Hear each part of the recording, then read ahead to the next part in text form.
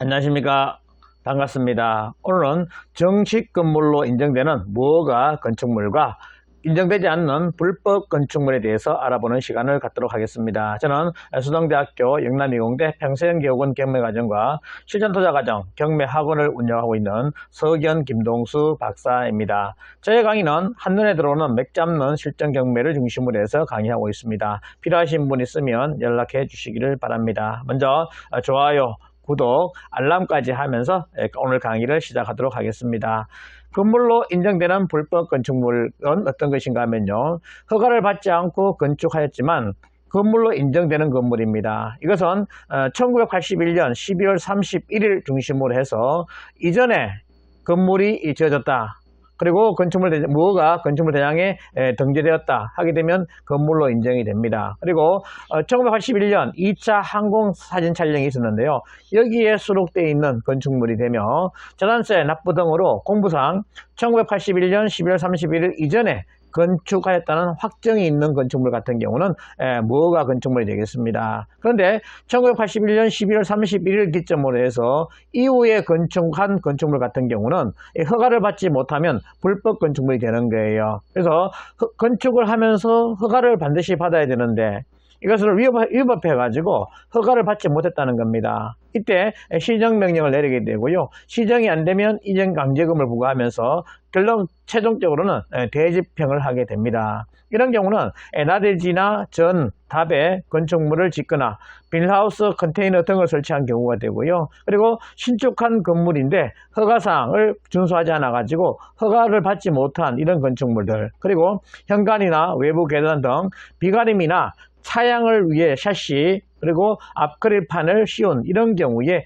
불법 건축물이 되겠습니다. 그래서 1981년 12월 31일 이전이냐 이후냐가 굉장히 중요한 시점이 되는 거예요. 이것을 반드시 증명을 해야 되니까 증거자료를 만들어 놔야 되겠습니다. 그래서 이 차이점은요, 불법 건축물은 건물로서 인정을 받지 못하지만 무허가 같은 경우는 불법 건물로 인정을 받을 수 있다는 겁니다. 그래서 불법 건축물은 철거 대상이 됩니다.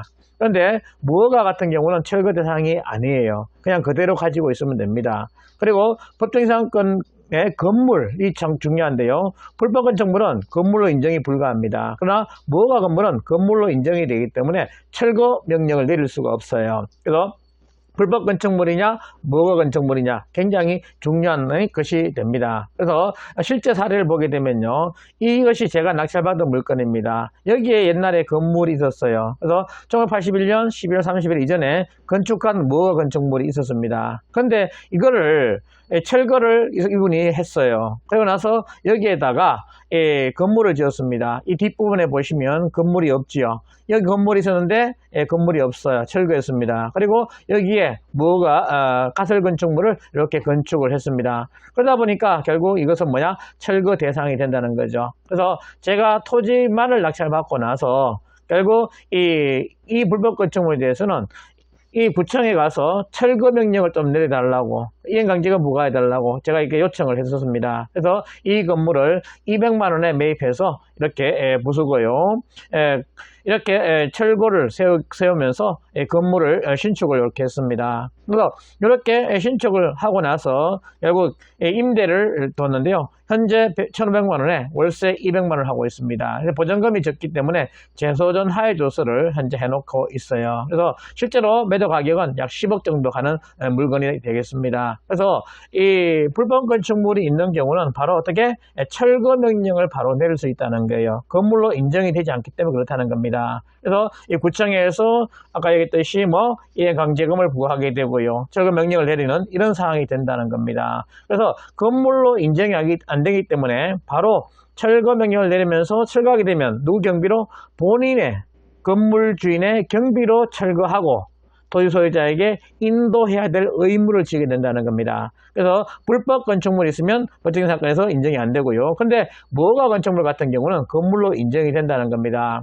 그래서 이 무허가 건축물 같은 경우는 건물로 인정되니까 이 법정이 상권을 만족하기 때문에 철거 명령을 내릴 수 없어요. 그런 경우는 어떻게 지로 청구를 하면서 2년 동안 지로 안 주게 되면 결국 나중에 철거해야 되는 이런 상황이 된다는 겁니다. 그래서 반드시 입찰하기 전에 불법 건축물이냐 아니면 뭐가 건축물이냐 확인을 하시고 입찰을 해야 되겠습니다. 먼저 내 재산을 지킬 수 있는 방법을 알고 투자하는 것이 굉장히 중요하다라고 보시면 되겠습니다. 오늘은 뭐가 건축물하고 불법 건축물의 차이점에 대해서 알아보는 시간을 가졌습니다.